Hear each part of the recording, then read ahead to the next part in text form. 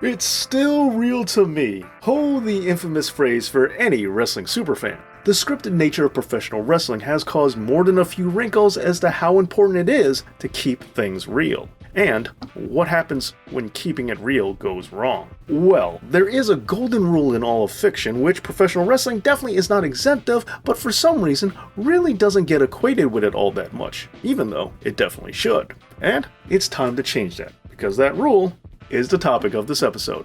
Because today,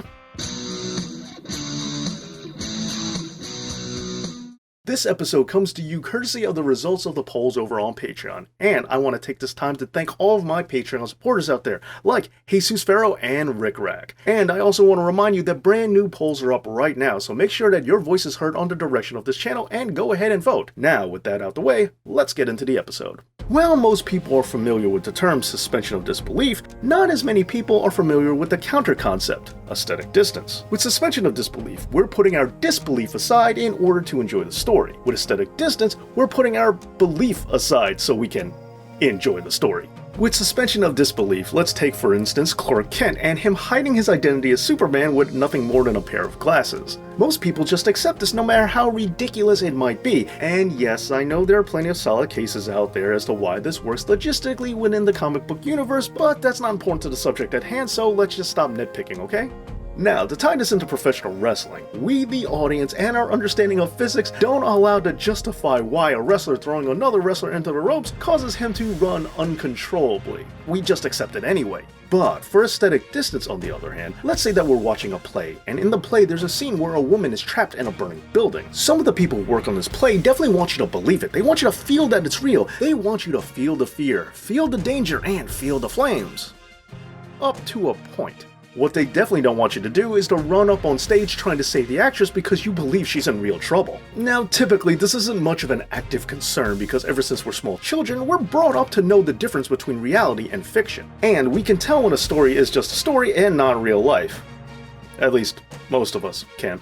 Aesthetic distance is about the separation between our conscious reality and the reality of whatever fictional story we're watching. Now, with that being said, it's a very fine line to try and distinguish, but it's an important one at that. Because knowing where that line is and how strong it has to be greatly determines what kind of story we're telling. And with wrestling, it's really hard to try and pinpoint where that line is supposed to be. It's the age-old argument of kayfabe and when is going too far, or not going far enough. And the line of aesthetic distance is why some things are okay in some contexts, but may not be in others. For instance, some fans have sent threats, or worse yet, attacked wrestlers in real life. There's even a story out there that when Triple H and Evolution put a bounty on Goldberg's head, that he was attacked by a fan who was really trying to collect. Now, this is definitely very concerning, as you just have to draw the line between entertainment and reality. And there are plenty of professional wrestlers out there who will specify that what they do is all in good fun, but it should never cross over into their personal lives. However, not everybody agrees to that,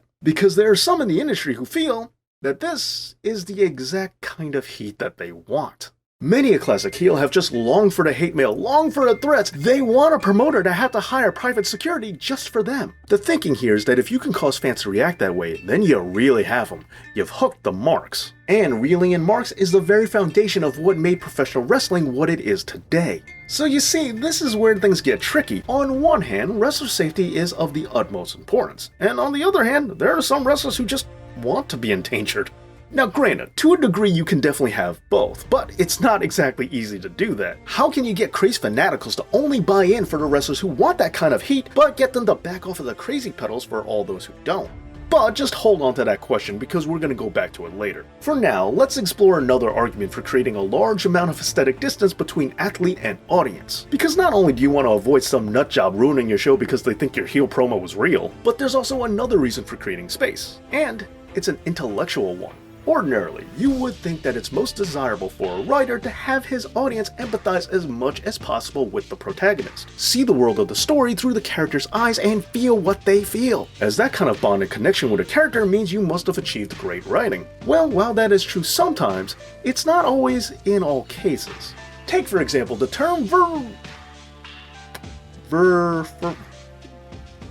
in English, the distancing effect. Coined by playwright Bertolt Brecht in his essay The Alienation Effect in Chinese Acting, the term has come to be known by other names such as the distancing effect and the estrangement effect. All this came to light when Brecht saw a Beijing opera. He noticed that the audience was kept at a figurative arm's length, emotionally speaking. This was done on purpose, and Brecht admired the advantage this gave the audience. For this allowed them to look at the characters and their actions as an outside observer, assessing the situation more neutrally than if they were too engrossed into any one character. Think about it. If you were relating and immersed in a story from the main character's point of view, you may feel that the character is right no matter what he does. However, if you are far removed from the character and just judge the actions by the entirety of the scenario, you might not excuse that character's behavior after all. The distancing effect allows for a more intellectual approach and less of an emotional one. To give an example, let's look at one of my favorite movies, Ocean's 11, the George Clooney one to be exact. Here's a guy who lied to his wife, went to prison for stealing, got divorced because he stole, and then decides to steal millions of dollars off of another guy just because he's dating his ex-wife.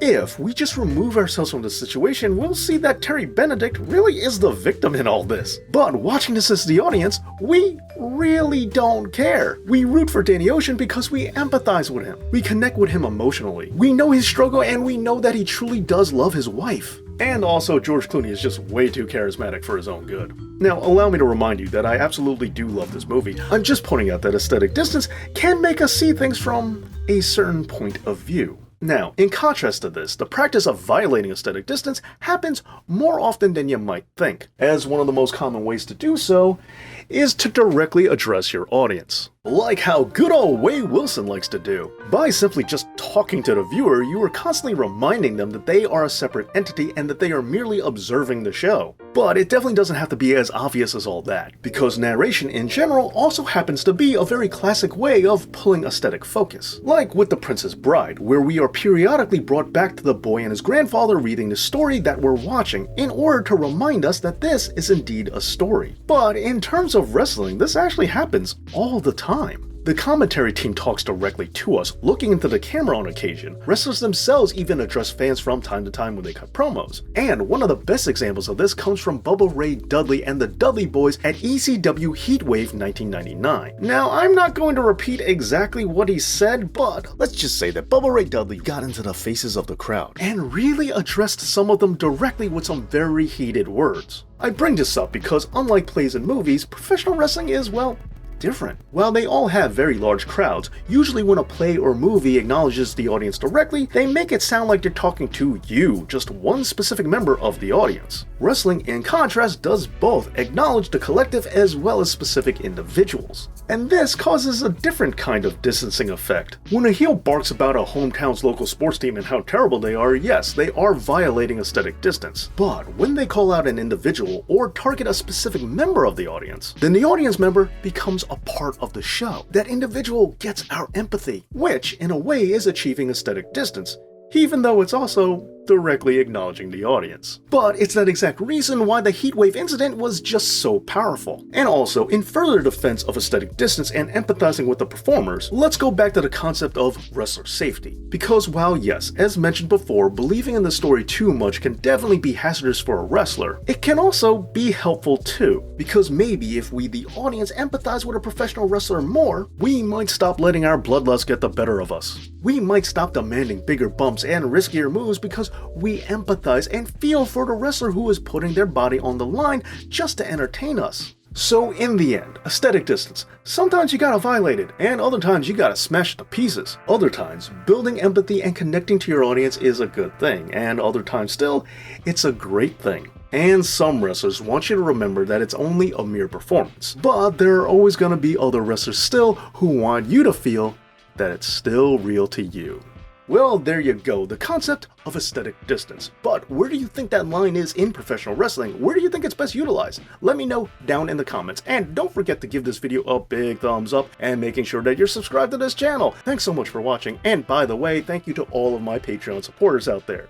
And as always, Dave knows.